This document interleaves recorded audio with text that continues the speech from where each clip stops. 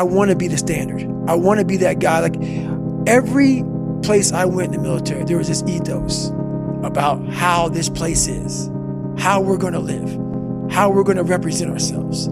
And I walked around and I saw that most people didn't live up to that ethos. We don't rise to the standards we have when others are watching. We fall to the standards we have when no one is watching.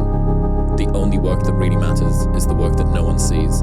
It shows you who you really are rather than who you say you are. Find the gap. Don't complain. Don't murmur. Don't talk negative. That's average people talk normal. Average people talk problems. The greats talk solutions. You cannot wish for a strong character and an easy life. Each is the price of the other. What if what you're going through isn't hard? What if you're just sensitive? I think that most of us can look back on our lives to 10 years ago and think about the problems that we were dealing with then and think about how much of a pittance and how small those problems were compared to the problems that we deal with today. I then think, okay, well, if I feel that way about the problems that I had 10 years ago, then 10 years from now, Alex will look back at the problems that I'm dealing with today and feel the same way. And so if he feels that way then about the problems that I have now, then the only difference is the perspective that he has that I don't have. Maybe these aren't problems at all. Maybe these are just facts of life and I need to habituate to them. You not only have to show up, you have to show up when you don't feel like it, and you have to want to perform and psych yourself out to be in the zone and be confident and excited in the mood and, you know, figure out a way to psych yourself out, fool yourself into being positive, fool yourself into becoming such a high vibration type of an energy where all of a sudden you're starting to perform and then you start believing you're excited, then you completely forgot you were not in the mood. And entrepreneurs who do that are the ones who eventually win their own championships of business. They win their own academies, Oscars, World Series, Super Bowl, whatever you want to call it. But you not only have to show up, you got to show up at the highest possible level and gain value as well as bring value to everybody around you. Show up today and show up with the most incredible energy. Every time I start doing things I don't want to do, I grow. Yes.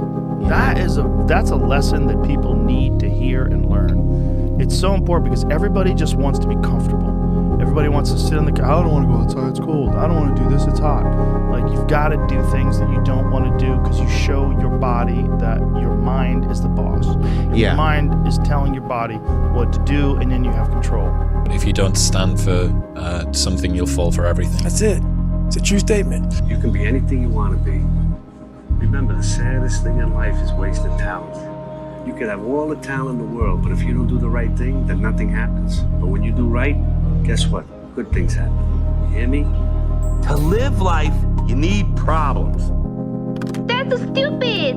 If you get everything you want the minute you want it, what's the point of living? I think what you have to do, and this is part of humility, is you have to look around you within your sphere of influence, like the direct sphere of influence, and fix the things that announce themselves as in need of repair. If people can make up a mission statement, an ethos in which they want to live by, and every morning you wake up, you hold yourself accountable to that mission, not a company's, your own. Make up your own mission statement. What do you want to be in life? And once you do that, now you can work with somebody to get better. You can work with yourself to get better. But until you know what you want to stand for, you will always just be sitting down. You'll never stand for anything. You can't wait for everything to be okay to live your life. You can't just wait for things to get perfect. You just go out and do stuff. You need discipline because motivation's not there every day. I'm missing motivation most days. Wow, Some really? days, yeah, sometimes I got motivation. Sometimes I'm like, fuck yeah, today I feel good. I can't wait to get to the gym. But a lot of days, like, gotta get to the gym. And then once I get going, then I feel great. Yeah. And I feel great when it's over. You're not afraid of failing. You're afraid of what other people will think of you if you fail. But if you're afraid of that, imagine what they think of you when you aren't even trying. Oh yeah, they aren't. And those are often small things, you know, and they can be like your room. Put it in order, because the thing is, it isn't exactly so important that your room is in order, although it is. What's important is that you learn how to distinguish between chaos and order and to be able to act in a manner that produces order. And in most households, there's 100 things that could be done to just make it less hideous and horrible. Give a man a purpose and the ability to achieve it, and crawl over broken glass with a smile.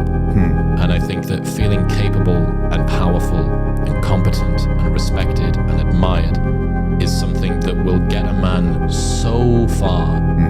You give a man those things, and he'll deal with suffering until the ends of the earth. We're designed to do that. We're designed to suffer. We're designed to deal with that suffering. But it needs to be in service of something. The man that suffers and doesn't have competence, capability, purpose, respect, meaning, admiration, that's a man that's depressed. That's a man who is alone and struggling and may take his own life, or may become increasingly useless to the potential partner and society around him, or may become radicalized, in one form or another. And a man who is able to do things well is useful to everybody around him.